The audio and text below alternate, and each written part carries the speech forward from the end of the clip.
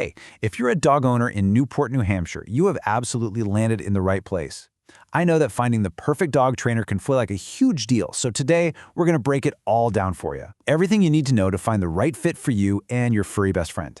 You know, a well-trained dog is a dog that can really be part of your life here. Just picture it, being able to take those peaceful walks past the historic storefronts or having your dog just calmly settled by your side on a beautiful summer afternoon on the town common.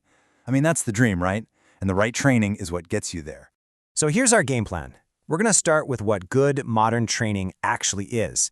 Then we'll look at the different program types so you can find what fits your life. After that, we'll get practical and talk local costs. We'll even give you a checklist for vetting a trainer and wrap up with some Newport-specific rules and resources. It's a really clear path to help you make a great choice. Okay, first up, let's talk about what good training really looks like. Before you even start Googling trainers, it's so helpful to understand what modern, effective methods are all about. This is pretty much the foundation for everything else. The gold standard in dog training today is something called positive reinforcement. It's actually a pretty simple but incredibly powerful idea. You just reward the behavior you want to see more of. This whole approach does more than just teach commands. It actually builds a strong, trusting relationship and makes learning fun for your dog. And this right here shows you the huge difference in training styles. Positive methods create a dog that wants to work with you. But on the flip side, aversive methods, the ones that use fear or pain, can actually create brand new problems like anxiety or even aggression. And they can seriously damage that bond you have. So the main thing to remember is to always look for a trainer who focuses on positive, reward-based techniques. Okay, so now that we know the what, let's talk about the how. This part is all about picking a program format. Yeah, the training method is key, but the way that training is delivered is just as important for fitting into your schedule and meeting your dog's own unique needs. So this breaks down the main options you're going to see out there. Group classes, they're fantastic for general manners and getting your dog comfortable around other dogs. Plus, they're usually pretty cost-effective. Private lessons, well, they give you that totally customized one-on-one attention, perfect for tackling specific issues you're seeing at home. And then there's board and train, which is a really intensive option that can totally speed up the learning, especially if your schedule is just jam-packed. All right, up next is a really practical but super essential topic: local costs. Understanding what you might invest in training right here in the Newport area helps you plan. And honestly, it's helpful to think of it less as a cost and more as an investment in a lifetime of better communication with your dog. So, the big question is, what should you expect to spend?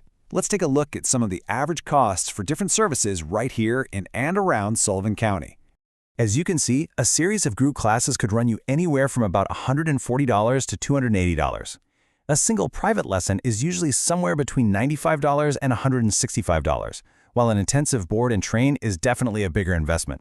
Just remember, these are local averages, and things like a trainer's experience will play a role in their rates. All right, this brings us to a really practical section: how to actually vet a trainer. You know what to look for, you have an idea of what it might cost, so now we're going to give you the exact questions to ask so you can feel totally confident when you're talking to a professional.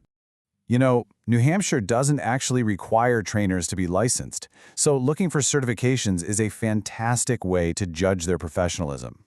When you see a bunch of letters like KPA-CTP or CPDT-K after a name, it means that trainer has passed some tough exams and is serious about keeping up with the latest in animal behavior. Think of it like proof they've really done their homework. Okay, here it is, your checklist for that first phone call or meeting. First, ask about their philosophy. You're listening for them to talk about positive reinforcement. Second, ask what certifications they have.